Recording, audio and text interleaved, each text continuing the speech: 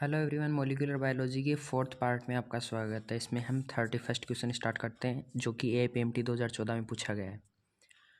देखो, निम्नलिखित में से कौन गलत सुमेलित है। फर्स्ट ऑप्शन पढ़ते हैं। दमनकारी प्रोटीन परकिण्वक संश्लेषण को रोकने के लिए प्रचालक को बंधित करता है, बिल्कुल सही है। ओपेरोन संरचनात्मक जीन, प्रचालक, उन्नायक तीनों होते हैं, ठीक है। अनुलेखन DNA से tRNA की सूचना को लिखना, नहीं ये गलत है। अनुलेखन से DNA से mRNA की सूचना को लिखा जाता है, तो हमारा आंसर कौन सा होगा? थर्ड। फोर्थ और पढ़ लेते हैं क्योंकि ये सही है।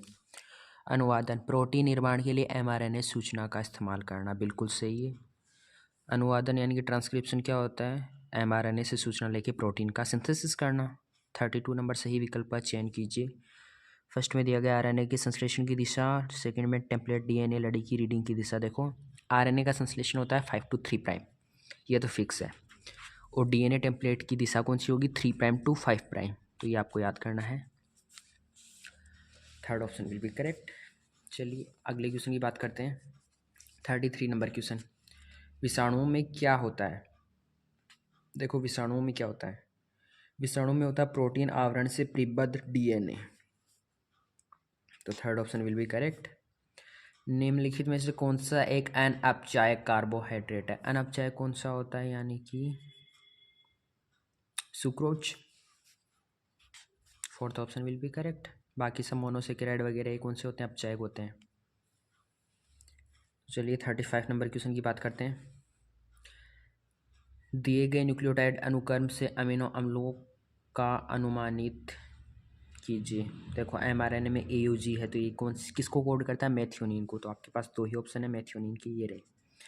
अब CCC ये किसको कोड करता है? प्रोलीन को। तो प्रोलीन वाला कौन सा ऑप्शन है? Third option will be correct.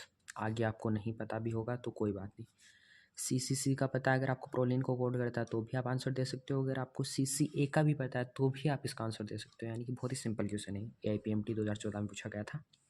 36 number question की बात करते हैं। लेकोपेरोन के संदर्भ में यदि लैक्टोज माध्यम में उपस्थित ना हो तो यह बंधित होगा।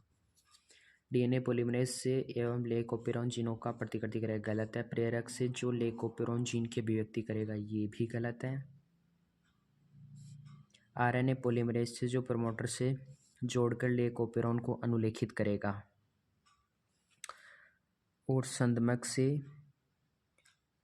जो ऑपरेटर से नहीं जुड़ सकता था, RNA पॉलीमरेज लेकोपेरोन जीनों में अनुलेखित करेगा, तो इसमें third option will be correct. निम्नलिखित में से कौन सा अणु लगातार केंद्रक से कोशिका द्रव्य में स्थानांतरित होता है? तो कौन सा अणु केंद्रक से कोशिका द्रव्य में लगातार स्थानांतरित होता है? ये होता है RNA। केंद्रक में बनता रहता है और फिर लगातार वो कोशिका द्रव्य में जाता रहता है। सॉरी, आपको क्वेश्चन दिखा नहीं होगा।